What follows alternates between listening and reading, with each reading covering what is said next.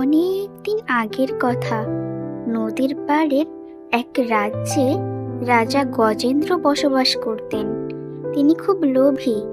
কেউ যদি তার প্রশংসা না করে তিনি সঙ্গে সঙ্গে রেগে যেতেন।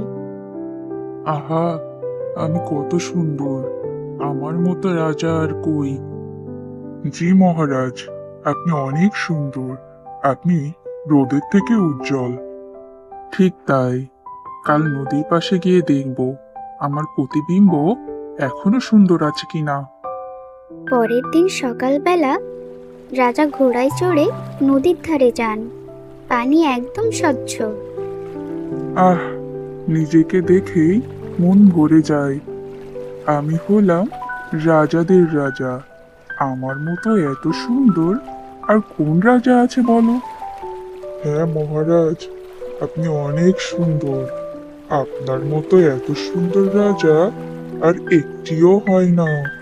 মহারাজ, সুন্দর তো আপনি, কিন্তু নদীর নিচে আমি আরো বেশি সুন্দর। কি বলছো? আমার থেকে তুমি বেশি সুন্দর? আমার থেকে সুন্দর আর কেউ হতে পারে না। ঠিক আছে, তাহলে আসুন পানির নিচে, এসে দেখে যান আপনি বেশি সুন্দর নাকি আমি বেশি সুন্দর। ঠিক আছে, তবে তাই চলো। দেখা যাক কে বেশি সুন্দর, তুমি নাকি আমি। না না মহারাজ, আপনি যাবেন না।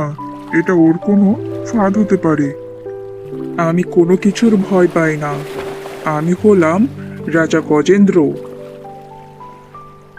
রাজা জলে নামতেই কুমু রাজাকে নদীর মাঝখানে টেনে নিয়ে যায়। বাঁচাও, বাঁচাও! কে কোথায় আছো? আমাকে বাঁচাও! এই, তুমি আমাকে কোথায় নিয়ে এলে? আরে আরে আরে, শান্ত হন রাজামশাই। আমি আপনাকে খেতে আসিনি, আমি শুধু একটা শিক্ষা দিতে চেয়েছি।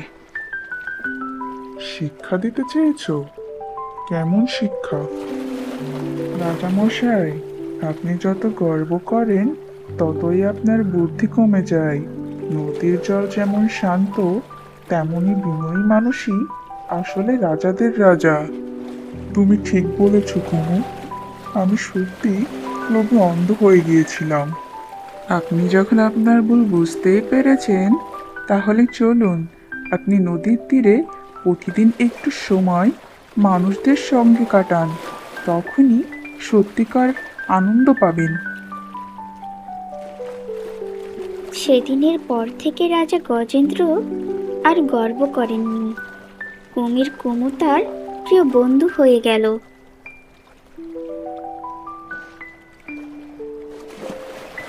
ছোট্ট বন্ধুরা, আমরা কি শিখতে পারলাম? যে রাজা বিনয়ী সেই আসল রাজা।